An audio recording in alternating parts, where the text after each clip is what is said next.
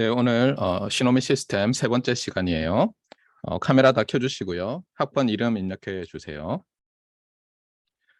지난 시간에 제가 홈워크 1을 어사인 하겠다고 했는데 네, 아직 못했어요. 곧 최대한 빠른 시간 내에 PLMS에 업로드를 할 테니까 PLMS 확인하도록 하세요. 아마 오늘 내로 올라가긴 좀 힘들지 않을까 싶어요. 그러니까 내일 아침쯤 확인해도 안 올라가 있을 수도 있어요. 자, 그게 뭐 유일한 어나운스먼트고요. 일단 뭐 사실 하나 더 있는데 본래 이번 주까지 비대면으로 돼 있고 다음 주부터 대면으로 되어 있었는데 아직 학교로부터 제가 연락을 받지 못했어요. 비대면 계속할지 안 할지 제가 다음 시간에 확인해서 알려드릴게요.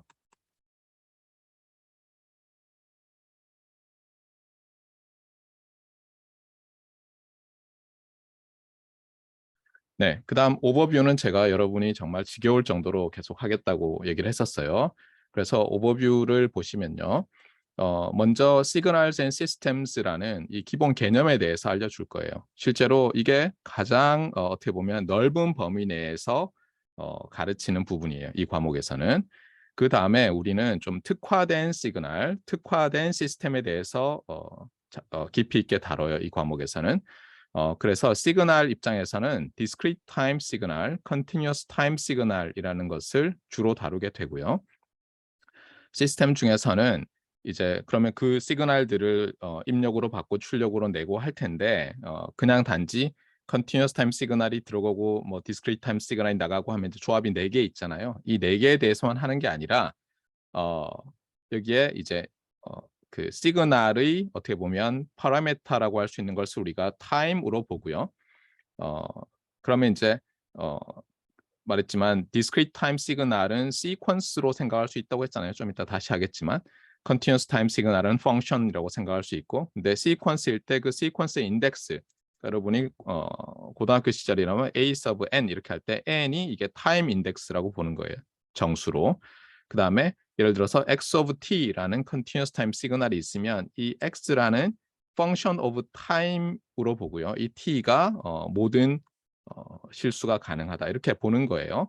그래서 이 두 개를 주로 다루는데 그러면 말했지만 이 둘 중에 하나를 입력으로 선택하고 둘 중에 하나를 출력으로 선택하면 4가지가 있는데 그러면 그 모든 또 4개의 조합을 다 배우느냐 하면 그것도 아니고 그중에서 또 이제 여러분이 가장 중요하게 배워야 될 타임 인베리언트 시스템 특히 리니어 타임 인베리언트 시스템에 대해서 배우는 거예요. 그래서 이 과목은 리니어 시스템에 대해서 다루면서도 특별히 또 타임 인베리언스라는 걸 집어넣어요. 그러니까 이렇게 보면 돼요. 이게 어떤 continuous time in, continuous time signal out인 모든 시스템스의 집합이라고 해보세요. the set of all continuous time signal in, continuous time signal out systems라면은 우리가 여기에 리니어라는 집합을 하나 찾아요. 물론 제가 굉장히 과장한 거예요. 이런 CT 시그널이 들어가서 CT 시그널이 나오는 시스템의 집합을 전체 집합을 생각하고 우리가 그중에 리니어리티라는 것이 아직 정의 안 했죠. 대충 아는 학생들도 있겠지만 정의하면 그 집합은 정말 제가 아무리 작게 찍어도 그 집합이 더 작을 수 없을 정도로 작겠지만 그냥 실제로 우리는 이 리니어 시스템이라는 집합 내에서 거의 많은 일을 해요. 왜냐하면 이것이 매우 애널라이즈, 분석하기가 쉽고 또 이 집합 안에서 우리가 시스템을 디자인하기가 쉬워서 그래요. 여기서 쉽다는 말이 뭔지는 차차 알게 될 거고. 그런데 이것뿐만 아니라 이 과목에서는 또 여기에 타임 인베리언스라는 것을 하나 더 생각해요. 그래서 타임 인베리언트 CT in, CT out 시그널 시스템들의 집합. 그러면 이제 어떻게 돼요? 여기 인터섹션이 생기잖아요. 여기에 대해서 배우는 거예요. 이 인터섹션에 대해서 주로 배우고 마찬가지로 이것이 컨티뉴어스 타임이 아니라 디스크리트 타임인 또 다른 집합이 하나 있겠죠. 거기에 대해서도 또 배우는 거예요. 아시겠어요? 이게 제일 중요한 2개의 벤 다이어그램이에요. 제가 하나만 그렸지만 그리고 뭐 지난 노트에 2년 전에 강의에 해놓은 게 있지만 우리가 벤 다이어그램 할 때 벤은 사람 이름이고요. 이거죠. BN 쓰면 안 돼요, 여러분 어디 가서. 예. 제가 예전에 어떤 그 컨퍼런스에서 한국 학생이 톡을 하는데 벤 다이어그램 자꾸 그러더라고요. 그랬더니 사람들이 뭐 옆에 있는 사람 피식 웃어요. 그러니까 그 정도로 우리가 너무 자주 쓰는 용어에 대해서 V였는지 B였는지 신경도 안 쓰는 경우가 많은데 이러지 마세요. 네. 자, 어쨌든 벤 다이어그램이에요. 물론 이거는 엄밀히 이야기하면 뭐 오일러 다이어그램이라고 어떤 사람이 주장하더라고요. 우리가 흔히 벤 다이어그램이라고 하는 것은 오일러 다이어그램이지 벤 다이어그램이 아니다라고 하는데 일상적으로 쓰는 표현으로 벤 다이어그램이라고 하겠어요. 네. 자, 그 다음에 시그널들에 대해서 본격적으로 어떤 특별한 트랜스포메이션을 배운다고 했죠. 그래서 컴공과에서는 대학원 과정에 이 푸리에 트랜스폼이라든가 라플라스 트랜스폼, Z 트랜스폼, 그다음에 디스크리트 타임 푸리에 트랜스폼뿐만 아니라 디스크리트 타임 푸리에 시리즈, 컨티뉴어스 타임 푸리에 트랜스폼, 컨티뉴어스 타임 푸리에 시리즈, 디스크리트 푸리에 트랜스폼 뭐 이런 걸 배우는 트랜스포메이션 관련된 과목이 심지어 개설되고 있다고 했죠. 네. 그래서 그런 것들을 배우는데 단지 그냥 수학적인 어떤 트랜스포메이션들을 배우고 마는 것이 아니라 그것을 이 시그널즈 앤 시스템즈라는 전자과 과목에서 배우면서 그것의 어떤 유용성을 여러분들이 확인하고 그래서 어떤 교훈을 얻는 거예요. 제일 중요한 교훈은 뭐라고요? 예, 타임 도메인 상에서 잘 안 되면 프리퀀시 도메인으로 가져가서 해결하고 프리퀀시 도메인 상에서 잘 안 되면 타임 도메인으로 가져와서 생각하는 여러분이 파블로프의 개 같은 습관을 길러야 돼요. 제가 종을말 울리면 여러분이 타임에서 프리퀀시로 가고 프리퀀시에서 타임으로 가고 뭐 이렇게 해야 되는 거예요. 그 다음에 마지막 두 부분은 뭐예요? 이 샘플링은 디지털 시그널 프로세싱 관련해서 매우 중요하다고 했죠. 한국의 전자회사들이 일본의 회사들을 따라잡을 수 있었던 가장 중요한 변화는 뭐였죠? 디지털화되는 과정에서 우리가 기업들이 준비가 돼 있었죠. 사회가 우리 한국이라는 국가가 준비가 돼 있었어요. 수없이 많은 똑똑한 사람들이 전자공학을 이미 전공해 있었고 많은 사람들이 또 선진국에 가서 전자공학을 배워왔고 선진국의 많은 회사에서 또 선진 기술을 익히고 있었고 한국에서도 또 열심히 자체 개발을 하고 있었는데 어느 순간에 힘을 발휘해서 쭉 뻗어 나가려고 했더니 어때요? 기업도 준비가 돼 있었고 인력도 준비가 돼 있었죠. 제가 그러면서 여러분들한테 계속 강조하는 것이 지금 인구가 급격히 줄어들고 있는데 아무리 우리가 마음을 잘 품어도 인력이 줄어드는 것에 대해서 해결할 방법은 매우 적어요. 그런 면에서 여러분들이 앞으로 맞닥뜨려야 될 기업 환경 매우 열악하다고 보여지고 하지만 여러분이 전자전기공학을 전공한다면 또는 관련 전공을 한다면 이 분야가 없어지지 않겠죠. 예를 들어서 저는 제가 통신 전공인데 우리 통신 전공하는 대학원생들한테 그래요. 여러분들 생각에 갑자기 대한민국이 망하면 통신이 없어질 것 같냐? 아니죠. 전 세계적으로 통신이 필요 없어지지 않죠. 그래서 항상 국제 경쟁력이 있는 인력이 되어라. 그러려면은 두 가지가 필요한 거예요. 하나는 뭐예요? 전공에 대한 실력이죠. 두 번째는 영어로 소통하는 능력이 있어야 돼요. 그래서 여러분들이 학부생들이니까 잊지 마시고 영어로 소통하는 능력을 길러야 되는데 프라이어타이즈를 해야죠. 영어라는 게 언어니까 워낙 많잖아요. 지금부터 셰익스피어를 읽고 있으면 안 되잖아요. 영어를 잘해야지 이러면서. 가장 중요한 것은 여러분 전공에 관련해서 그렇죠. 다른 어떻게 보면 엔지니어와 박사와 소통할 수 있는 능력을 기르는 건데 첫 번째는 문서죠. 그렇죠. 논문을 쓸 줄 알아야 돼요. 보고서를 쓸 줄 알아야 돼요. 여러분이 보고서를 작성할 수 없는 영어 실력을 가지고 있잖아요. 그러면 뭐 미국 회사에 요행이 취직한다 하더라도 살아남지 못하죠. 그다음에 영어로 프리젠테이션을 할 수 없다. 그러면 회의에서 자꾸 밀리는 거죠. 중요한 일은 안 맡기고. 그렇잖아요. 혼자 할 수 있는 일이 급격히 줄어드는 사회에 있잖아요. 그런 면에서 여러분들이 포항이라는 지역이 좀 영어 공부에 있어서 열악해요. 그런 면을 충분히 감안하고 여러분이 스스로 개척해야 돼요. 왜 학교가 안 해주냐, 학교가 안 해주냐라고 많이 얘기하는데 제가 그래서 예전에 입학학생 처장하고 그럴 때 계속 그랬어요. 학생들 보고. 방학 때 포항에 있지 마라. 여러분들 학부생이잖아요. 방학 때 뭐 핑계를 대고 포항에 있으려고 해요. 그러지 마세요. 네. 어떤 학생은 그래요. 뭐 수도권 출신인데 저보고 그러더라고요. 대학에 오는 순간 제 방이 없어졌다. 3년 아래인 동생 방으로 바뀌었다. 왜냐하면 걔를 이제 3년 동안 열심히 공부를 쾌적한 환경에서 시켜서 또 대학에 보내야 되니까. 그러면 그 서울에 보면 그 학교 근처에 그 하숙집, 자취방 이런 게 방학 때문에 많이 나와요. 내려가는 애들이 서블리스를 놓기 때문에. 그런데 들어가서 서울에서 지내면서 아르바이트도 하고, 예, 뭐 과외 아르바이트든 편의점이든 하고 영어 학원을 다니세요. 예, 그래서 영어 공부를 꼭 하세요. 예, 영어만이 여러분을 구제해 줄 수 있어요. 최악의 상황에서. 자, 어쨌거나 너무 뭐 일반적인 얘기는 다음에 하기로 하고요. 그래서 어쨌든 간에 디지털 시그널 프로세싱이라는 과목과 관련해서 이 샘플링은 매우 중요하다. 그다음에 또 하나, 이 통신공학이라는 것이 사실은 전자공학의 모태라고 했어요. 단적인 어떤 예가 뭐냐면 이런 거예요. 1945년에 일단 해방이 됐어요. 그렇죠? 그리고 미 군정이 들어섰죠. 미 군정이 들어서서 여러 포고령을 내렸는데 그중에 이제 대학을 통합해서 국립대학교를 서울에 하나 만드는 거였어요. 기존에 있던 뭐 제국 대학이 있었지만 문과 위주였죠. 그래서 이제 여기저기 흩어져 있던 그 공과 대학들을 합쳐서 공대를 만들었는데 거기에서 우리 관련된 것이 뭐냐면 전기공학과가 있었어요. 당연히 전력이 중요하니까 전기공학이라는 게 있어야 되고요. 그 다음에 이 전자공학에 해당하는 게 그때는 전자공학이란 말이 없었어요.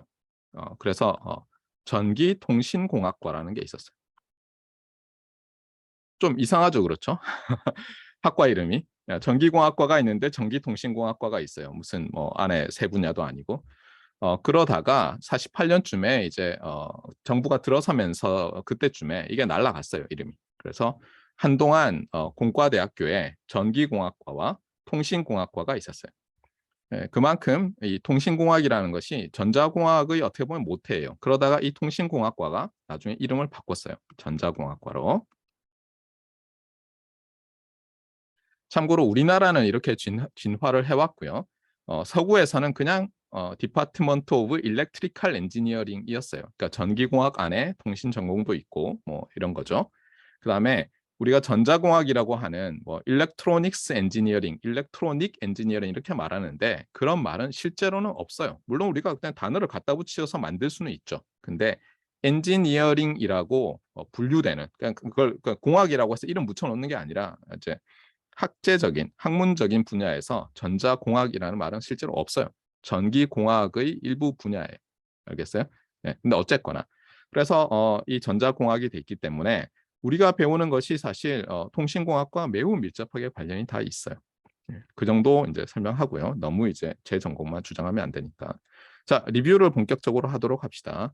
먼저 이 과목이 이제 Signals and Systems잖아요. 그런데 제가 예년과는 좀 달리 시스템 얘기를 먼저 하겠어요. 왜냐하면 먼저 했어요. 왜냐하면 시스템이 여러분한테 익숙해요. 시스템은 간단히 얘기하면 매핑 룰이에요. 시스템은 매핑 룰이에요. 알겠어요? 그랬을 때 이 매핑 룰이 있으면 어때요? 무엇을 무엇으로 매핑하는 거죠. 그 무엇을에 해당하는 것을 인풋이라고 하고요. 시스템의. 무엇으로 할 때 그것을 시스템의 아웃풋이라고 부르겠어요. 그러면 이제 우리가 시스템이라는 것을 정의한 거고요. 어렴풋하게. 그 다음에 시스템의 인풋, 아웃풋이란 용어도 이제 정의를 했어요. 참고로 이 개념, 우리가 어떤 매핑 룰을 이제 이 블록으로 그리고요. 무엇을에 해당하는 것을 이렇게 화살표로 이 블록 안으로 들어가는 것처럼 그리고 무엇을 무엇으로 할 때 이 화살표를 블록에서 나오는 것으로 그리는 그리는 방법 이것이 너무너무 중요해요. 제가 지난번에도 한번 얘기를 했어요. 그렇잖아요. 일반적인 PCB 보드만 딱 봐가지고 무슨 일이 일어나는지 모르지만 이 전자전기공학의 이 페트로나스 빌딩 동북쪽 오른쪽 빌딩에 사는 저 같은 사람 입장에서는 항상 이렇게 생각하는 거예요. 이 블록들이 있고요. 하나의 시스템의 아웃풋이 다른 시스템의 뭐 인풋이 되고 뭐 이렇게 되는 거예요. 이렇게 생각함으로써 우리가 추상적인 디자인을 할 수 있고 분석을 할 수 있게 되거든요. 그래서 여러분들이 이 개념을 반드시 받아들이고요. 예를 들면 또 이런 거예요. 제가 여러분들한테 한번 질문을 던져볼게요.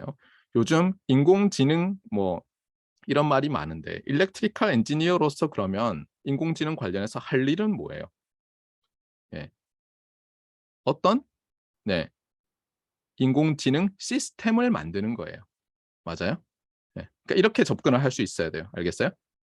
인공지능 시대다. 너는 전자전기공학도로서 뭘 하느냐? 그러면 우리는 전자전기공학도로서 일렉트로닉 디바이스들, 소자라든가 서킷들을 가지고 뭐 CPU일 수도 있고, 맞아요? 그런 걸 가지고 뭘 하는 거예요? 예, AI, Artificial Intelligence가 깃든, 인공지능이 깃든 어떤 시스템을 디자인하는 거예요. 알겠어요? 그래서 항상 시스템을 디자인하는 거고, 그러면 이제 뭐겠어요? 인풋이 있고 아웃풋이 있겠죠. 맞아요? 이렇게 생각을 하는 거예요. 아, 그러면 내가 디자인하려고 하는 어떤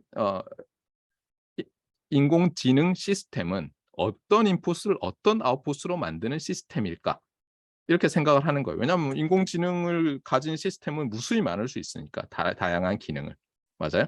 그때 이 기능을 인공지능, 뭐 머신러닝 이런 거 하는 사람들이 이 시스템의 태스크라고 해요. 어떤 태스크를 수행하느냐. 예를 들면 제일 간단한 태스크가 어떤 거예요? 예를 들면 어, 나뭇잎의, 그렇잖아요. 뭐 길이, 뭐 폭, 뭐 색깔 이런 걸 집어넣어요, 여기다가. 그러면 이게 무슨 나무의 나뭇잎이에요. 이렇게 나오는 거예요. 맞아요? 그런 식으로 책에 많이 나오는 예제라서 그래요. 예. 또는 어떤 사진을 입력을 딱 해요. 그러면 그 안에 있는 동물이 어떤 동물인가, 물체가 어떤 물체인가. 맞아요? 그러면 이제 여러분이 대충 이 시스템의 입력은 뭐고 출력은 뭐겠구나, 이런 걸 알 수 있죠. 예. 그래서 항상 이 시스템, 인풋, 아웃풋 이것을 명확하게, 알겠어요? 개념을 가지고 있어야 돼요. 예. 그런데 인풋, 아웃풋을 우리가 인풋 시그널, 아웃풋 시그널 이렇게 부를 거예요. 간단히 얘기하면. 알겠어요? 그래서 인풋 오브 시스템 또는 아웃풋 오브 시스템을 우리가 시그널이라고 할 거예요. 물론 시그널은 시스템이 반드시 있어야만 존재하는 건 아니에요. 곧 보겠지만.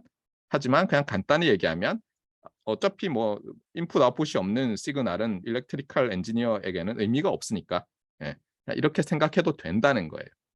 자, 그 다음에 이런 블록도를 그리다 보면 이런 블록이 있어요. 그러니까 출력만 있어요. 또는 입력만 있어요. 이런 블록이 있는데 보통 이렇게 출력만 있는 것을 소스라고 불러요. 많이들. 물론 동그랗게 그리기도 하죠. 회로에서는. 그렇죠? 뭐 이런 거 봤잖아요, 여러분들. 그렇죠? 네. 그다음에 입력만 있는 것을 싱크라고 하는데요. 특별히 이제 어떤 정보의 싱크는 데스티네이션이라고도 해요. 그러니까 인포메이션의 데스티네이션, 인포메이션의 소스 이렇게. 그러니까 싱크, 데스티네이션 거의 유사한 말이라고 생각하면 되겠고요. 이렇게 입출력이 다 있는 것을 시스템이라고 한다, 이렇게 생각하면 거의 맞아요. 제가 거의 맞다고 하는 것은 뭐냐면 이걸 엄밀하게 정의하는 것이 의미가 없을 수가 있고 사실 철학의 문제가 될 수도 있는데 우리가 그런 문제까지 생각해야 되지는 않기 때문에 그래요. 네. 자, 그러면 소스, 싱크, 시스템, 인풋, 아웃풋에 대해서는 명확히 알겠죠. 예, 여러분이 뭐 고등학교 수학을 배운 이유는 시노미 시스템을 듣기 위해서라고 제가 한번 얘기했고, 전자전기공학을 전공하기 위해서라고 한번 얘기를 했었어요. 자, 그래서 요 4번까지 한 거예요. 블록도라는 것이 중요하다. 그래서 블록도에는 시스템, 소스, 싱크 이런 게 있고 인풋, 아웃풋 시그널들이 있다. 이렇게 보시면 되겠어요. 자, 그 다음에 그러면 이제 이 시그널로 우리가 뭐 인풋, 아웃풋에 쓰는 이 시그널이라는 걸 어떻게 이제 수학적으로 다뤄야 될 텐데, 그렇잖아요. 예.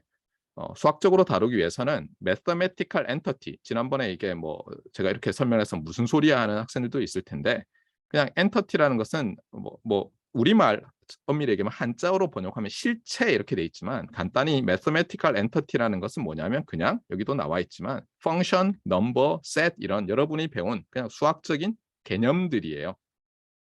수없이 많이 배운 어떤 수학적인 개념들이 있죠.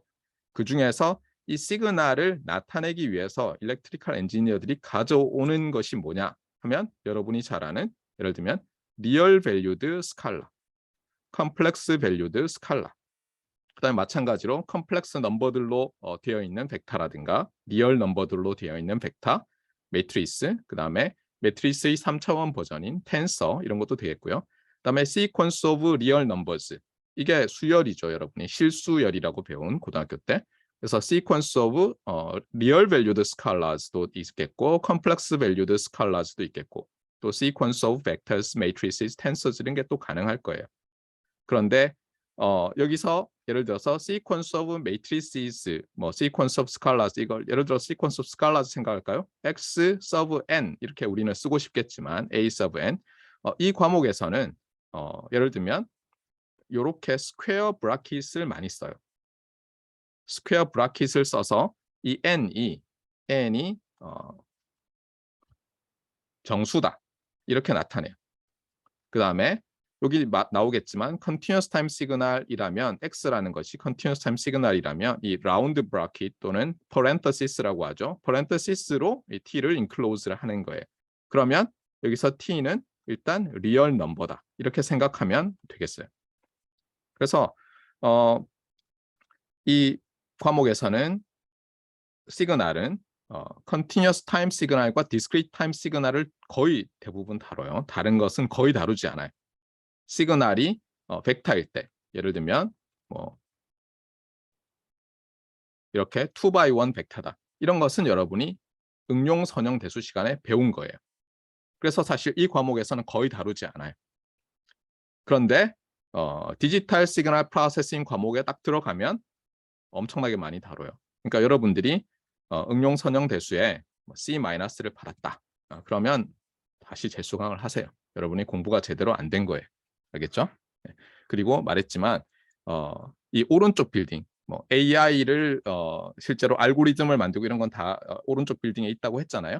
왼쪽 빌딩에서 AI 하신다는 분들은 AI를 실제로 어떤 기능을 하는 어떤 Artificial Intelligent 시스템을 만드는 부품, 회로, 뭐 어떻게 하면 뭐 예를 들면 소프트맥스를 로우 컴플렉서티로 디자인하나 정확하게 뭐 이런 거 전공하시는 분들이죠. 예. 그걸 할 게 아니면 여러분이 아티피셜 인텔리전스 요즘 유행인데 그걸 이해하고 싶으면 인터넷 찾아보세요. AI를 위한 수학 또는 머신러닝을 위한 수학 그러면 제가 얘기했잖아요. 3분의 1 가까이가 선형대수에 관한 거다. 그러니까 선형대수 과목을 반드시 공부를 해야 된다는 거예요. 계속해서 쓰여요. 끝도 없이. 예. 제가 통신 전공인데 통신에서는 선형대수학이 확률 및 랜덤 프로세스와 함께 가장 중요한 과목이에요. 물론 당연히 필수 과목인 시노미 시스템은 들었다고 가정을 하는 거고. 그래서 예를 들어서 여러분이 통신을 전공하고 싶다 그러면 이제 트리를 타야죠. 그렇죠? 시노미 시스템, 그다음에 응용 선형 대수, 확률 및 통계. 그다음에 확률 및 통계가 지금 필수가 아니라서 선택이라서 안 들었다 그러면 전자수학이 있죠. 전자수학 A. 그래서 전자수학 A의 확률 및 랜덤 프로세스. 그다음에 통신의 전반에 대해서 배우는 정보통신공학 개론. 그다음에 디지털 통신, 디지털 신호 처리 이런 것들을 배우면 학부에서는 거의 뭐 통신에 대해서는 전자과에서는 대부분 배웠다고 보여지고 물론 여러분이 예를 들어서 통신 및 네트워크, 융합 부전공 이런 걸 하면서 또 부전공 그 학점 한 9학점까지 인정해 주거든요. 전자과 과목 또는 컴공과 과목 세 과목이랑 같이 중복으로. 그래서 부전공도 하고 예를 들면 산학장학생이 되겠다 그러면 컴공과 가서도 수업을 좀 들으셔야 돼요. 컴공과 학생이면 전자과 와서도 수업을 들어야 되고 그래서 뭐 네트워크 관련된 것들 도대체 인터넷이 어떻게 작동하느냐 뭐 이런 것들 좀 배우셔야 되고요.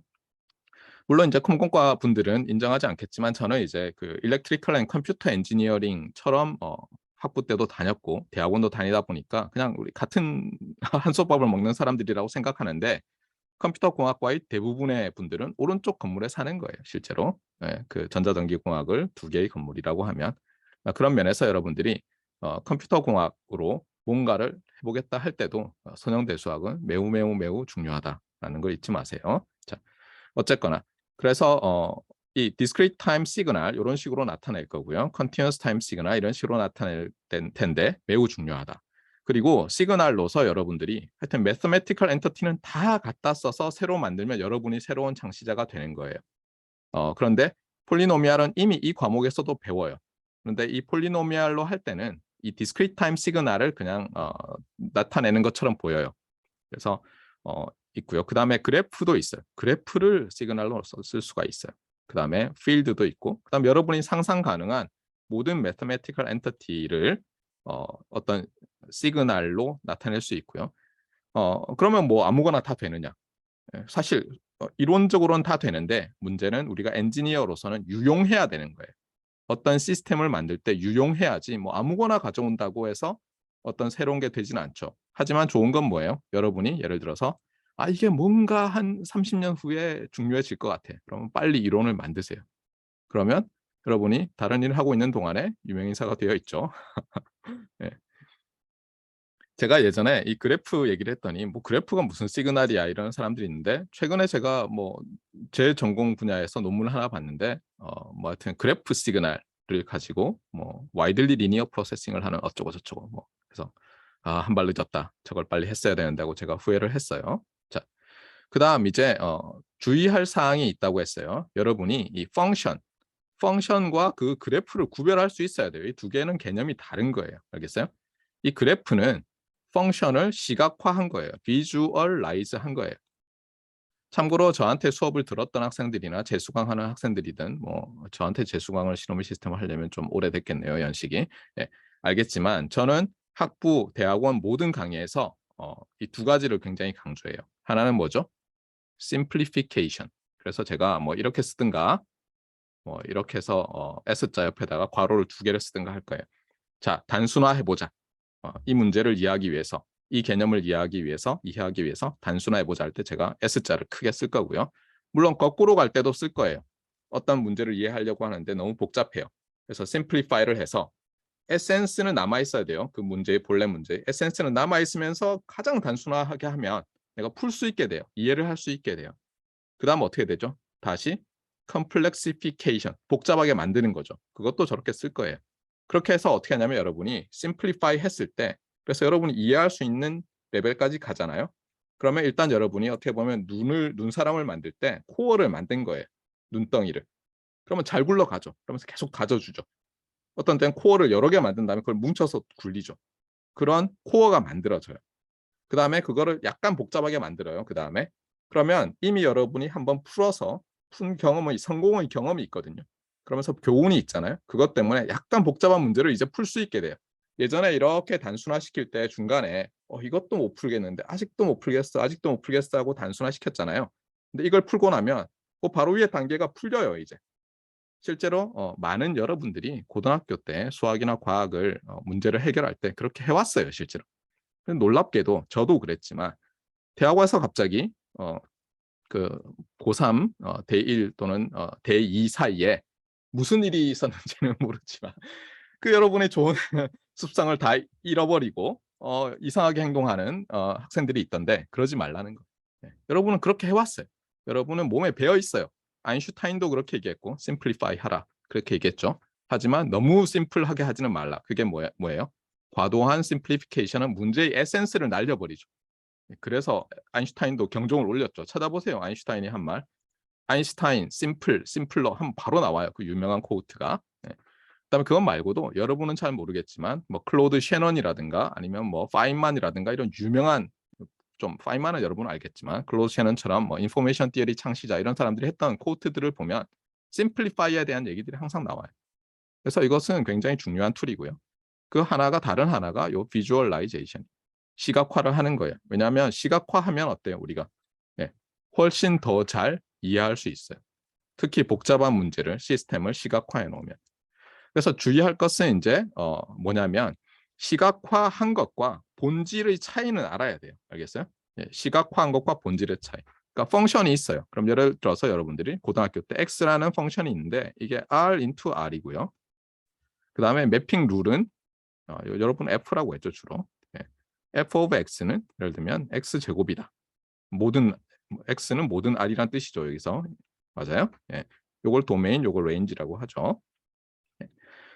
그리고 참고로 어때요? x 제곱이면 우리가 뭐 쓰는 표기법에 따라 다른데 어떤 사람은 이제 이렇게 쓰기도 하는데 이게 non 네거티브 리얼이라고 나타낼 때 이렇게 하기도 하고요. 어떤 사람들은 이제 이렇게 하면 strictly positive 더하기 두 개로 이렇게 나타내기도 하는데 어쨌든 여기서 만약에 우리가 매핑 룰이 x 제곱이라고 하면 이거는 레인지고 이거는 이 펑션은 이제 이미지가 되는 거죠.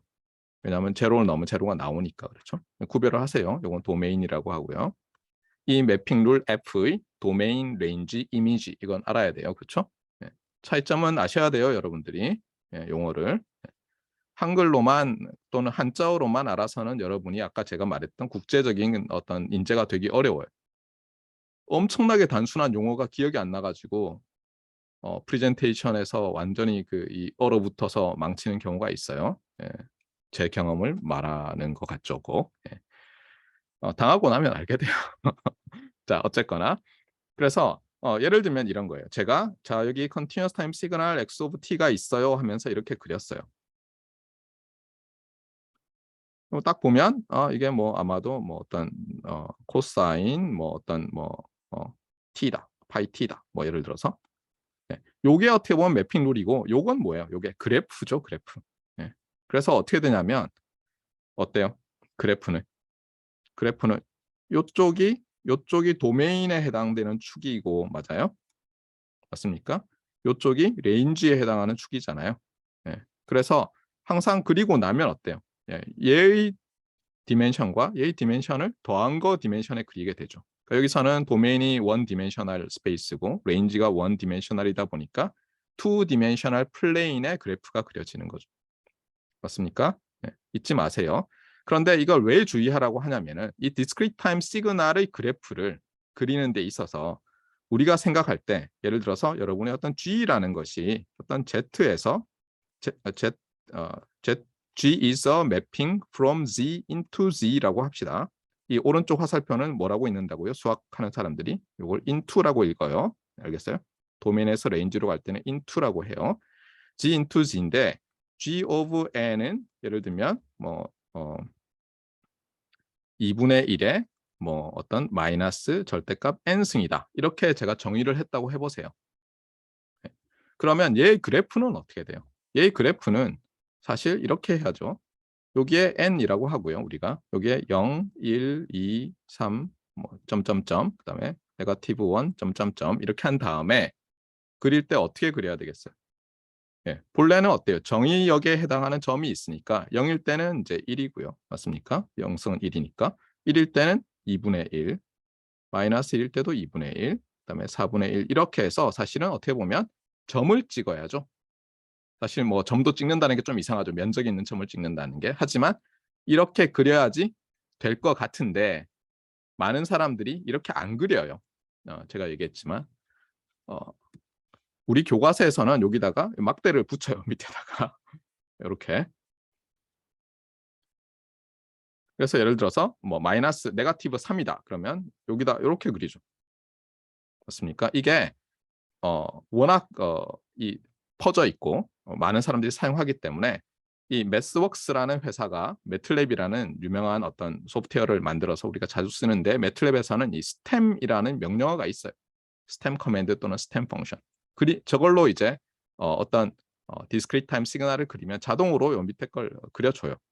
그리고 오히려 여러분이 흔히 쓰는 플롯이라는 펑션을 쓰잖아요. 그러면 매우 주의를 해야 돼요. 플롯이라고 해버리면요. 어떻게 하냐면 얘를 다 밑에 요 달린 요 콩나물 같은 건 안 하고 이걸 이어줘요. 다 이어버려요. 이거를. 그런데 디스크리트 타임 시그널에 대해서 이렇게 읽는 것은 매우 위험할 수 있어요. 이게 본래 컨티뉴어스 타임 시그널인데 저렇게 피스와이즈 조각적인 리니어인지 아니면 디스크리트 타임 시그널이었는지 구별이 안 되거든요. 그래서 여러분들이 시각화할 때 매우 주의를 해줘야 되겠다는 얘기를 하는 거예요. 자, 그래서 이 얘기를 주로 했고요. 그다음에 이 얘기는 제가 한다고 해놓고 제대로 안 한 것 같아요. 디스크리트 타임 시그널과 디지털 시그널은 어떻게 다르냐? 일단 세 가지 뷰 포인트가 있어요. 하나는 같은 거다라고 보는 사람들, 알겠어요? 실제로 많은 경우에 그냥 같은 거 아니야? 이렇게 지나갈 때가 있어요. 그다음에 두 번째, 디스크리트 타임 시그널이 디지털 시그널을 포함한다. 그러니까 디지털 시그널은 디스크리트 타임 시그널의 스페셜 케이스다라고 보는 시각이 있어요. 또 하나는 뭐냐면 디지털 시그널은 컨티뉴어스 타임 시그널인데 어떤 프로퍼티를 갖는 거다라고 보는 시각이 있어요. 그래서 여러분이 동일한 일렉트리컬 엔지니어잖아요. 예를 들면 우리 이제 전자전기공학과 우리 교수들이 있잖아요. 예를 들어서 만나서 얘기를 하다 보면 딴소리를 하고 있어요, 서로. 예를 들면 VLSI 디자인 이런 거 전공하시는 분이나 서킷 하시는 분이 말하는 디지털 시그널은 수학적으로 만약 우리가 모델링을 한다면 컨티뉴어스 타임 시그널이에요. 컨티뉴어스 타임 시그널이면서 예를 들면 여기 있는 것처럼 예를 들면 이게 0V다가 5V 하는데 여기 트랜지션이 있고 여러분이 이런 타이밍 차트 같은 거 많이 봤죠. 그렇죠? 이렇게 그리면 이건 뭐예요? 이거는 이게 T, Continuous Time Parameter T예요. Continuous Time 시그널인데 어떻게 보면 저게 값이 바뀔 수 있는 시각이 어떤 클락에 의해서 딱딱 클락의 정수배, 클락이 티킹하는 정수배가 될 때마다 바뀔 수 있는데 이제 트랜지션이 좀 있는 거고 그다음에 값은 최대한 우리가 어떤 유한한 파이나이트한 어떤 밸류들 중에서 뭐 두 개일 수도 있죠. 0볼트, 5볼트 유지하려고 하는 거예요. 이런 시그널을 디지털 시그널이라고 여기도 여기서 위키피디아에서 가져왔잖아요. 클락킹을 하는 디지털 시그널이라고 돼 있는데 그래프를 딱 보면 컨티뉴어스 타임 시그널이죠. 그러니까 이 회로 하시는 분들은 디지털 시그널이라고 하면 컨티뉴어스 타임 시그널인데 어떤 스페셜 프로퍼티를 갖는 거예요. 그리고 여기도 있지만 여기도 디지털 시그널인데 예를 들면 통신에서도 통신 회로를 하시는 분들 있잖아요. 그 사람들은 이렇게 어떤 시그널이 수신 시그널이 노이즈에 잡음에 의해서 커럽트 돼 있어요. 그러면 값이 이렇게 보일 거 아니에요. 이렇게 분명 1이라고 보내는데 잡음이 있어서 찌그러지고 하지만 어떤 일정 시간 간격으로 값이 트랜지션을 할 수 있죠. 그렇죠? 여기서는 둘 다 1, 1이라서 지금 이런데 잡음 때문에 바뀌죠. 이런 아날로그 시그널을 디지털 시그널이라고 부르는 거예요. 그러니까 서킷 하시는 분들은 통신을 하든 무슨 컴퓨터 VLSI 칩을 하시든 대체로 디지털 시그널이라고 하면 컨티뉴어스 타임 시그널인데 값이 그렇죠. 그러니까 어떻게 보면 이 호리젠탈 값이 밸류 값이 디스크리트하고 또는 파이나이트하고 바뀌는 시각도 어떤 클락에서 움직이는 것. 여기도 있잖아요. 여기도 아이디어란 어떤 디지털 시그널이죠. 그런데 이 과목에서 본 과목에서는 어때요? 디스크리트 타임 시그널이라고 우리가 딱 말하잖아요. 그러면 어때요? 컨티뉴어스 타임 시그널이 일단 아니에요. 그러니까 이 과목에서는 이 모든 게 일단 디스크리트 타임 시그널이 아니고요. 좀 이상하죠? 예. 수열로 나타내질 수 있는 건데 여기서 이제 앱스트랙션이 있는 거예요. 예를 들어서 우리가 여기서 아이디얼하게 요거를 1로 잡고 0으로 잡는다면 이걸 굳이 컨티뉴어스 타임 시그널로 나타낼 필요가 있어요? 필요가 없죠. 그냥 1 다음 숫자는 0이고 그 다음에 또 1이고 1이고 이런 시퀀스로 보면 되죠. 그러니까 뭐냐면 우리가 서킷 할 때 다루는 디지털 시그널은 그렇잖아요. 물론 잡음이 섞여 있을 때는 어떻게 해야 되느냐는 문제가 있긴 하지만 디스크리트 타임 시그널로 우리가 또 한 번 더 바꿔서 생각할 수 있는 거죠. 네.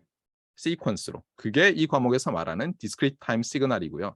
또 이 과목에서 그리고 많은 우리 통신 전공이나 신호 처리 전공하는 교수들이 말하는 디지털 시그널은 디스크리트 타임 시그널이면서 어때요? 이 앰플리튜드 값이 유한한 집합에서 올 때. 그러니까 예를 들면 이런 거예요. 우리가 통신쟁이들이 말하는 디지털 시그널은 예를 들면 이런 거예요. 여기가 정수예요. 그 다음에 값이 예를 들면 1, 마이너스 1, 1, 1 이렇게 되는 거예요. 여기서 뭐 파이, 루트 2 뭐 이런 거 없어요. 예를 들면. 알겠어요? 이러면 이게 디지털 시그널이에요.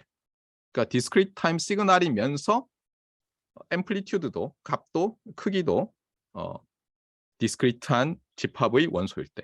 그러니까 똑같은 일렉트리컬 엔지니어들도 동일한 용어를 다르게 사용하니까 매우 주의를 해야 돼요.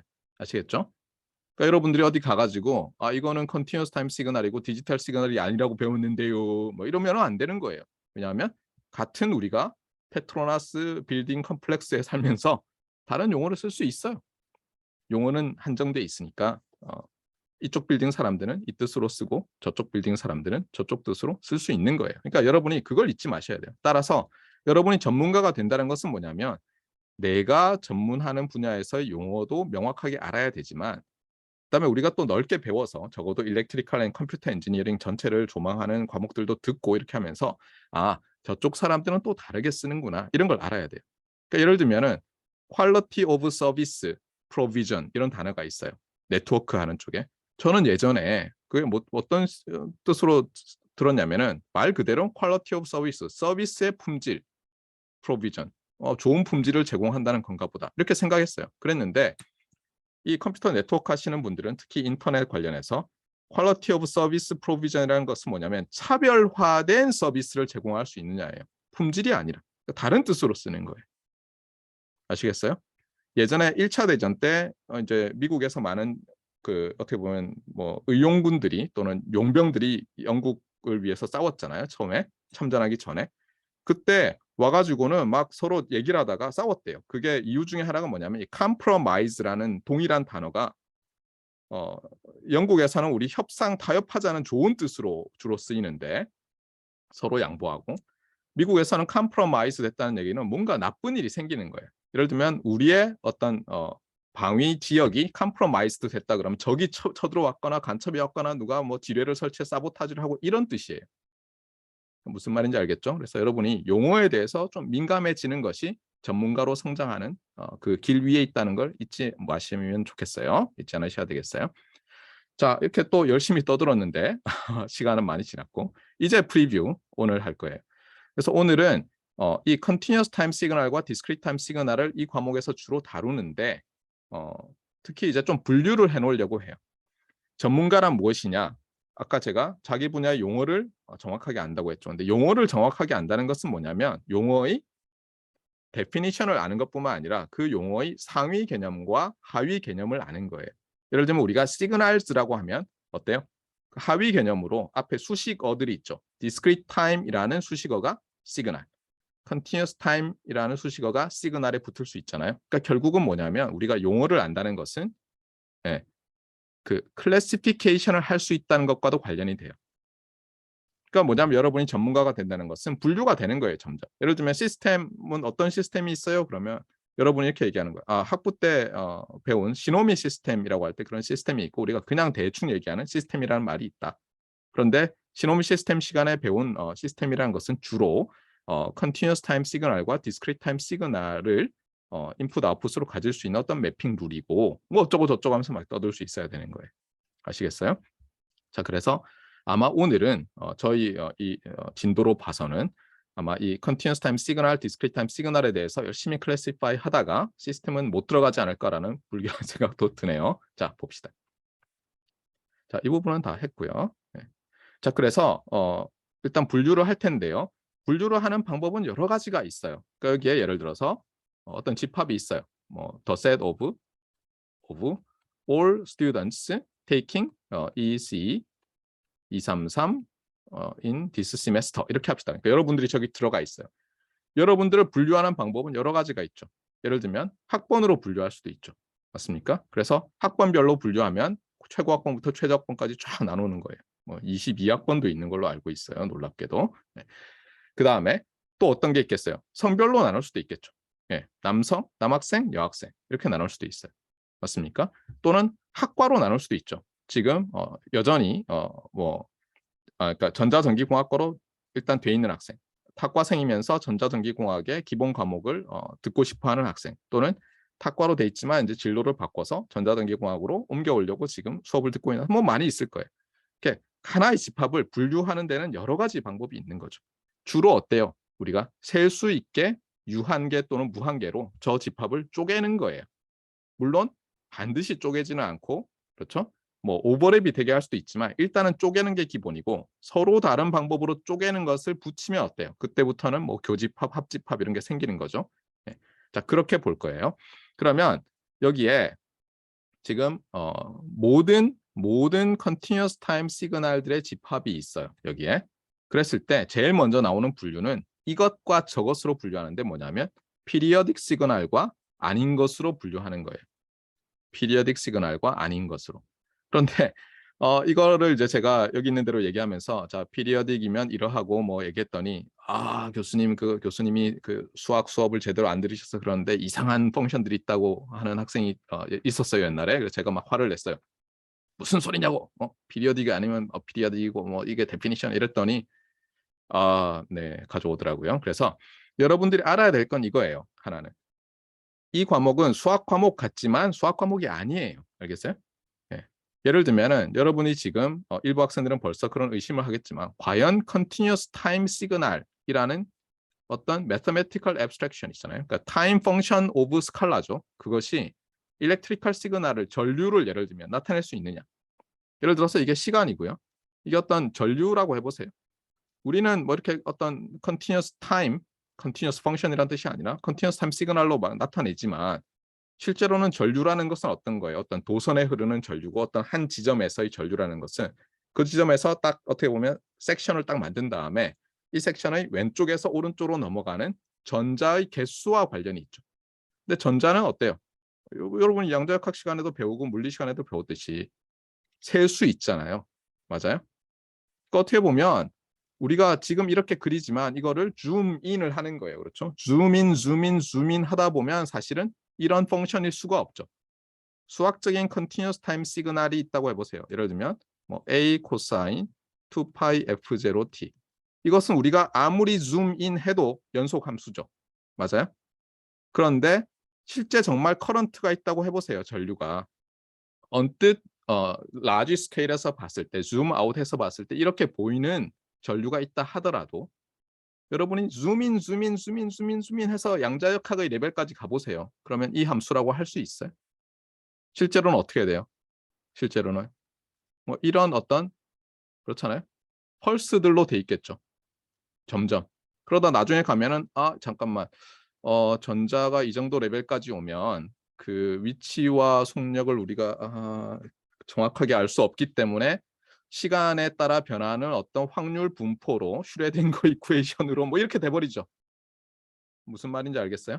그래서 이 continuous time signal이라는 것도 실제로는 우리가 어때요? 현실을 모델링한 거예요. 모델링. 현실이 아니에요. 모델이라는 것은 뭐예요? 참 재밌죠. 이거는 모형 모델링은 모형화죠. 그렇죠? 네. 그러니까 동일한 게 아니에요. 모라는 것은 뭐예요? 흉내내다 이런 거죠. 모사하다 이런 거죠. 맞아요? 네.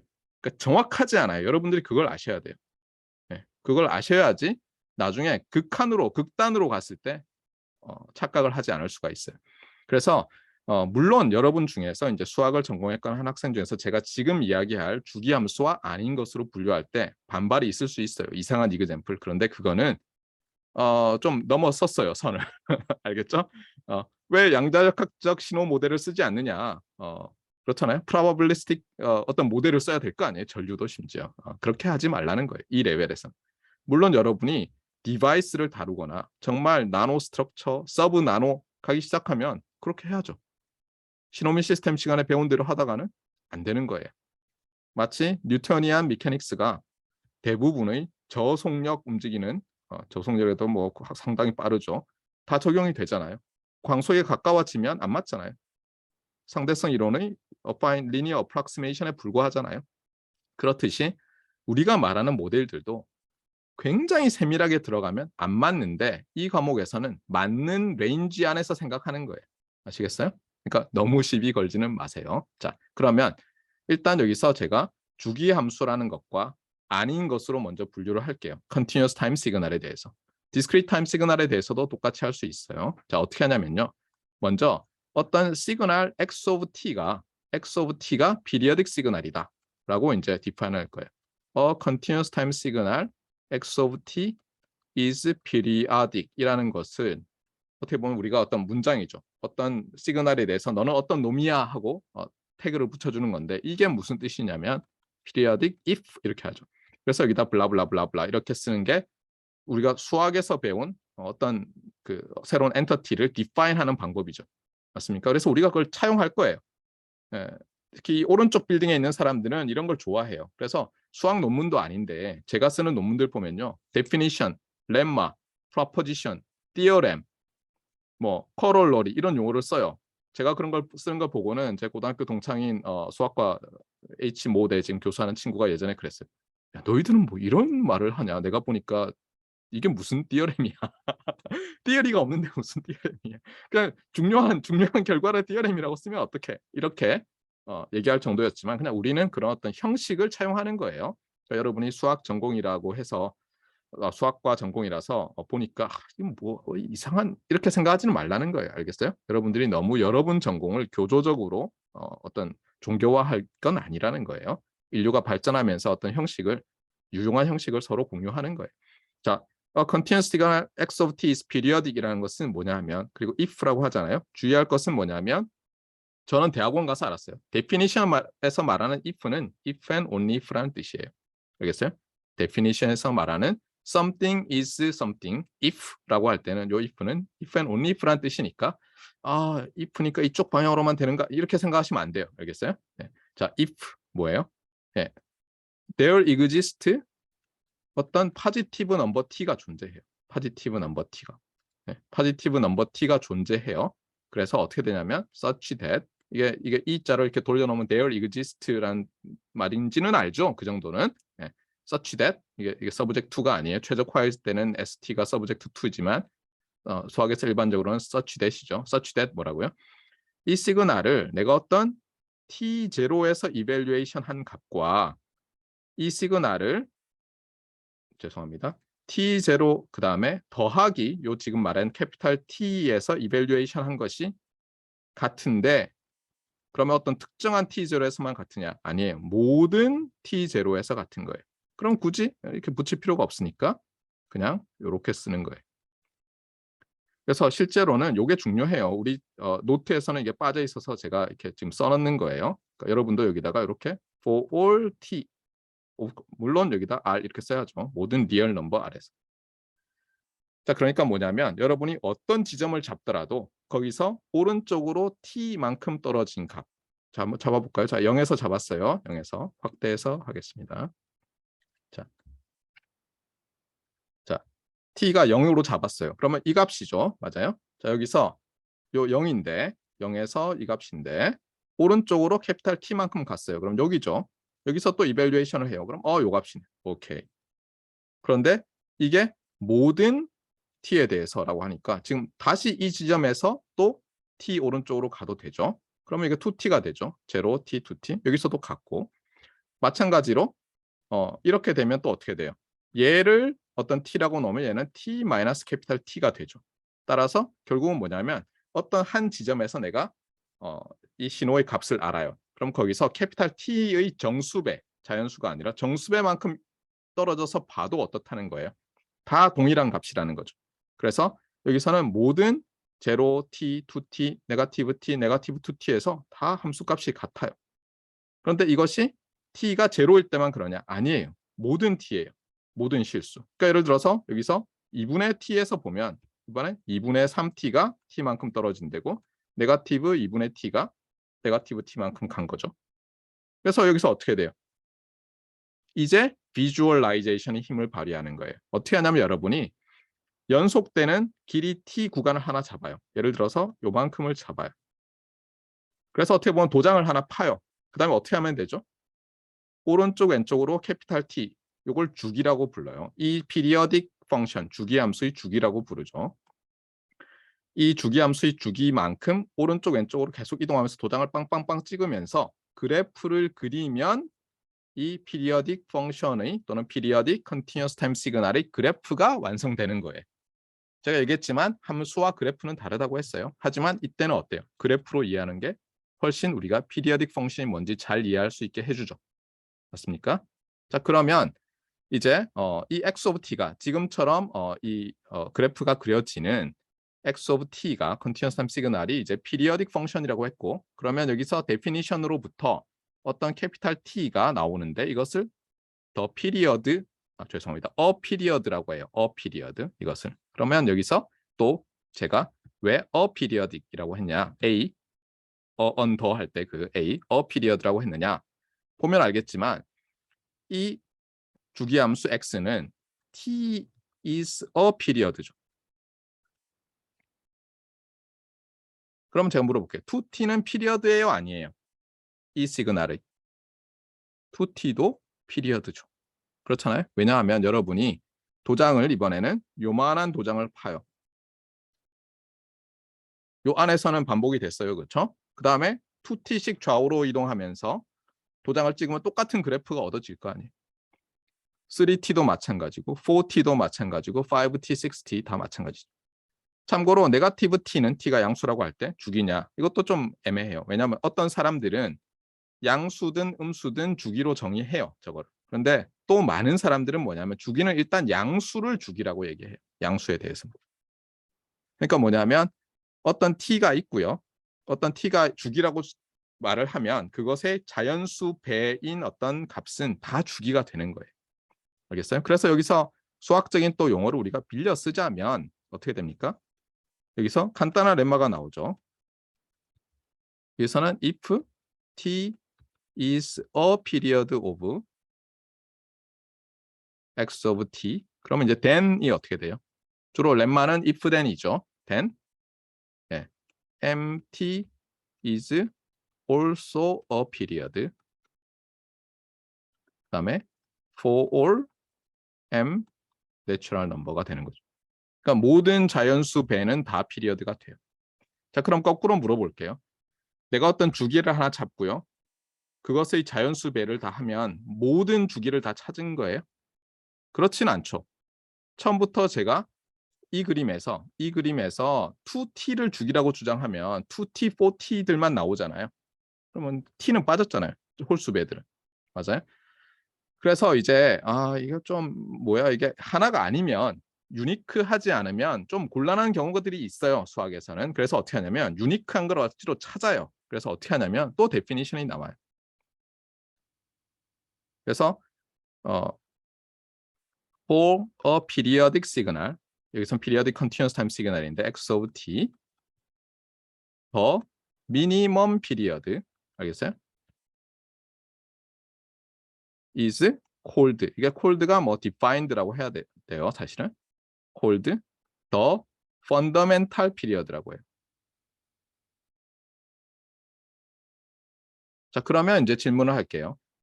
요 그림에서 요렇게 그래프가 그려지는 continuous time signal의 fundamental period는 캐피탈 T인 거죠. 그렇죠? 이 그림에서는. 맞습니까? 2T가 아닌 거죠. 3T도 아니고 캐피탈 T인 거죠. 제가 여기서 캐피탈이라는 거 하는 것은 uppercase letter인데 대문자라는 것을 캐피탈이라고 해요. 그 정도는 알아야 돼요. 저는 처음에 미국 가가지고 캐피탈 T, 캡티 뭐 이렇게 하더라고요. 심지어 어떤 사람들은 캡티라고 해요. 그래서 무슨 소리냐 이렇게 했는데 캐피탈라이즈드 이런 걸 줄인 거죠. 또는 캐피탈 레터. 그래서 대문자라는 뜻이에요. 제가 캡티, 캐피탈 T 이러면. 자, 그래서 제가 이렇게 디파인했더니 이제 그때 수학을 전공한 학생이 사실 딴지를 걸었어요. 왜냐하면 이 데피니션에 문제가 있다는 거예요. 왜냐하면 더 미니멈 피리어드라는 게 존재 안 하는 피리어딕 펑션이 있다는 거예요. 그러면서 그 학생이 예를 든 게, 야 이건 재미로 들으세요. 이렇게 얘기를 하는 거예요. x of t는 1, 0 이렇게 한다며요. 1은 모든 그러니까 죄송합니다. t 유리수로 하고요. 0 for all 무리수로 하는 거예요. 그러면 어떻게 돼요? 네. 그러면 모든 양수가 주기가 되죠. 맞습니까? 왜냐하면 유리수의 정수배는 유리수잖아요. 맞아요? 네, 그래서 뭐라고 하냐면 이거는 모든 양수가 주기가 되는데 미니멈이 존재 안 한다. 따라서 펀더멘탈 피리어드가 없는 건데 어쩌고저쩌고 막 그러는 거예요. 네, 제가 그때 아마도 이렇게 정의한 다음에 자 그러면 모든 주기함수는 펀더멘탈 피리어드가 있어요라고 했나 봐요. 정확히 기억이 안 나지만. 네. 자 어쨌거나 그래서 여러분이 너무 이런 이상한 펑션들 있잖아요. 뭐 이름이 갑자기 막 칸토르 뭐 이런 사람들이 막 생각나는 거 같지 않아요? 뭐 디리클레 뭐 이런 예. 프랙탈 이런 말이 막 생각나고 싶은데 그런 생각이 막 나잖아요, 여러분들. 그러면서 이 시그널 젠 시스템즈에서 배우는 게 좀 이상하다 싶으면 좀 자제하세요. 그렇죠? 얘는 어떻게 보면 뉴토니안 미케닉스를 가르친다 이렇게 보면 돼요. 이 과목에서는 상대성 이론이 아니라 예. 양자역학이 아니라 예. 자, 그러면 마찬가지로 이제 디스크리트 타임 시그널이 있는데 또 피리어딕 시그널이 있겠죠. 그러니까 모든 디스크리트 타임 시그널들의 집합이 있고 그중에 조그만 아주 작은 피리어딕 시그널의 집합이 있을 거예요. 자, 그러면 여기서 요 하나 간격이 스템으로 그린 건데 각각 1 간격이라면 그러니까 여기가 0이고 여기가 1, 2, 3, 4 이렇게 된다면 자, 이 x of n의 펀더멘탈 피리어드는 얼마인가요? 라고 제가 물었어요. 그럼 여러분의 답은 뭐죠? 채팅창에 안 쓰셔도 됩니다. 생각을 해보세요. 자, 디스크리트 타임 시그널의 스템 그래프가 스템 플롯이 이렇게 그려졌을 때 피리어드는 얼마예요? 그러면 컨티뉴어스 타임일 때는 안 헷갈리던 게 좀 헷갈릴 수가 있어요. 잠깐 여기서부터 여기까지 잠깐만요. 여기서부터 여기까지면 이게 하나, 둘, 셋, 넷, 4인가? 아닌가? 3인가? 헷갈릴 수가 있죠. 근데 정의를 잘 생각해 보세요. 얘가 타임 0이잖아요. 0, 1, 2 한 다음에 3에서 반복되잖아요. 맞아요? 0, 1 여기가 2잖아요. 3. 따라서 주기는 3이에요. 알겠어요? 네. 그래서 펀더멘탈 피리어드는 3이에요.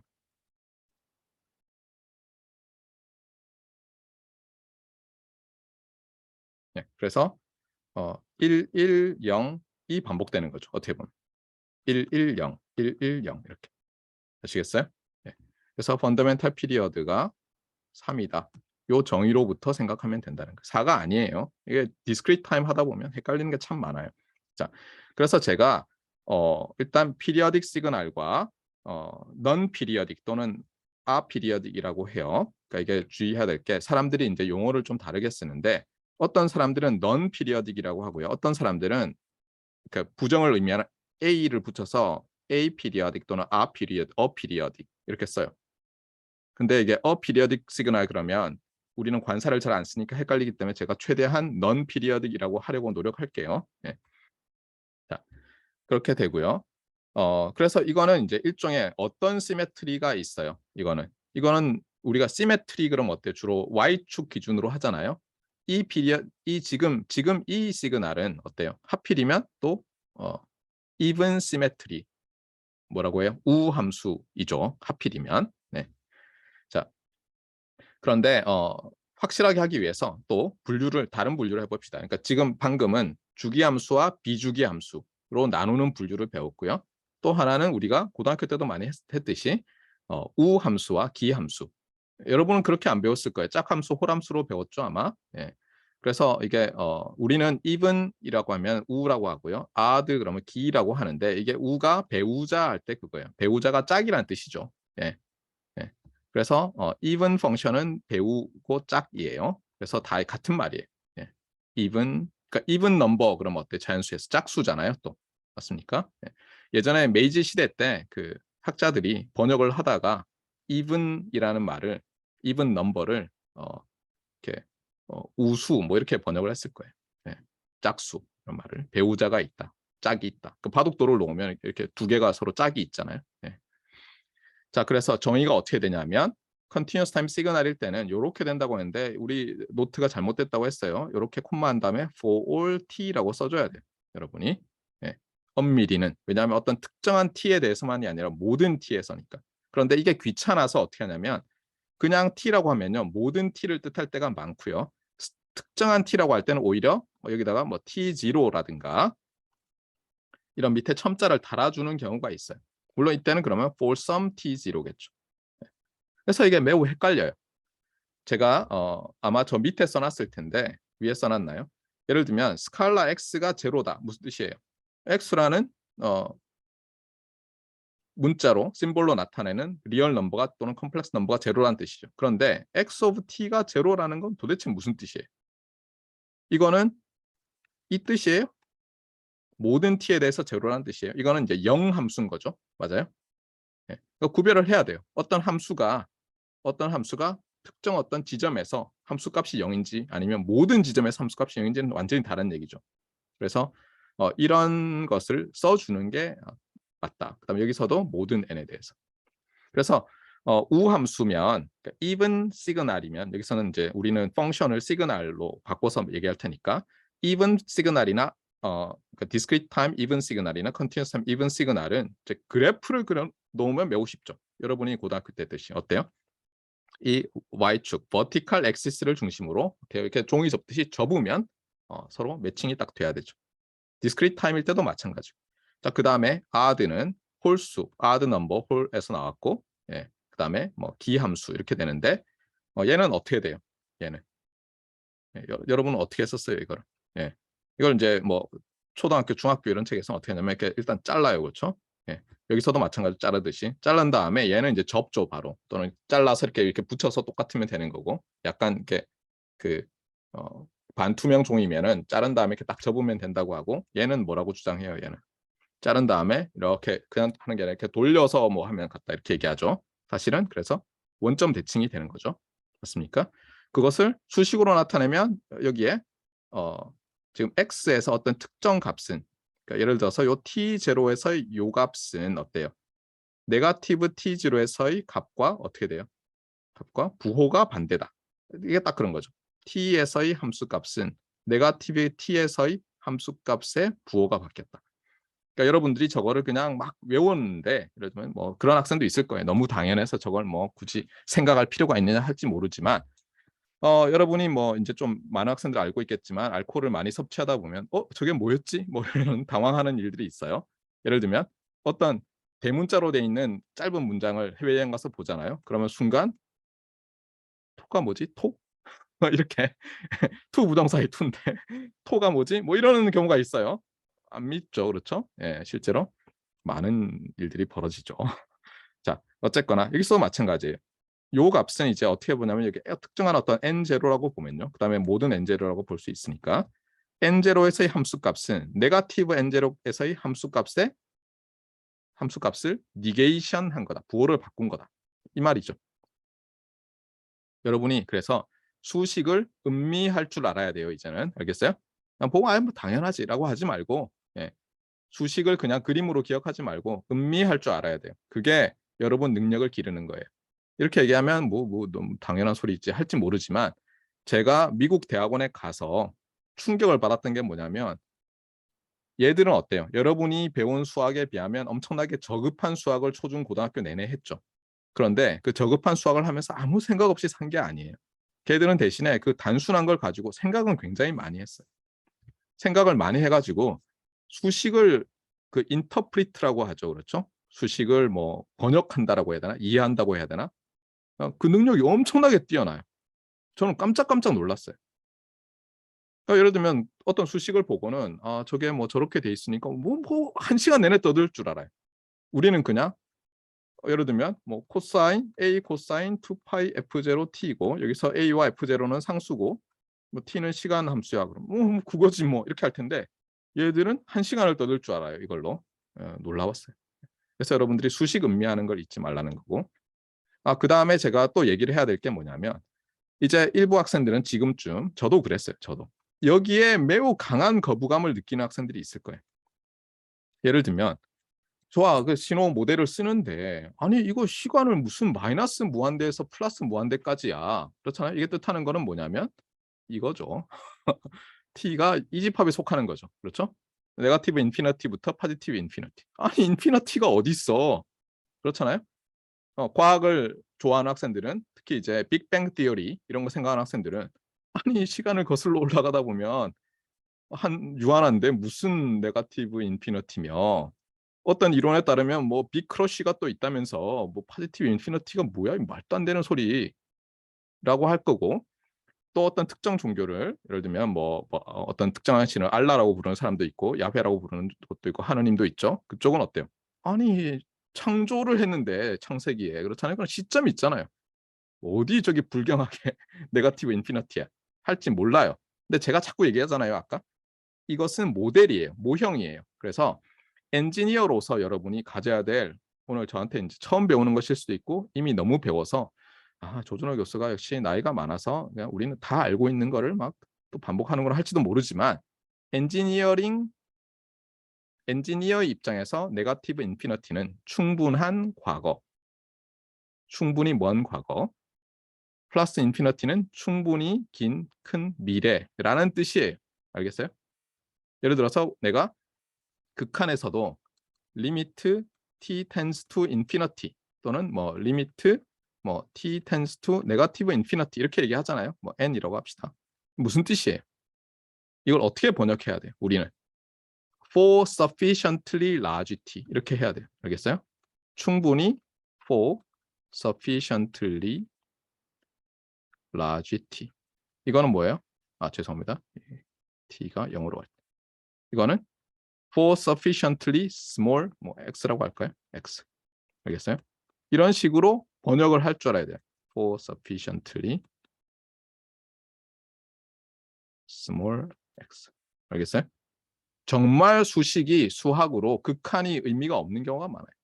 우리는 이 극한을 다루는 이유가 뭐가 충분히 클 때 어떻게 되냐를 하고 싶은 거예요. 예를 들면 여러분이 커뮤니케이션 네트워크를 어널라이저를 하는데 알겠지만 노드가 몇 개, 서버가 몇 개, 뭐 링크가 몇 개 이렇게 했어요. 그래서 스케일업을 하면서 내가 만들어 놓은 라우팅 알고리즘이 잘 작동하나 알고 싶어요.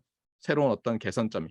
그런데 그 무수히 많은 조업에 대해서 내가 어떻게 그걸 다 분석할 거예요. 그래서 많이 쓰는 방법이 뭐냐면 예를 들면 이런 거예요.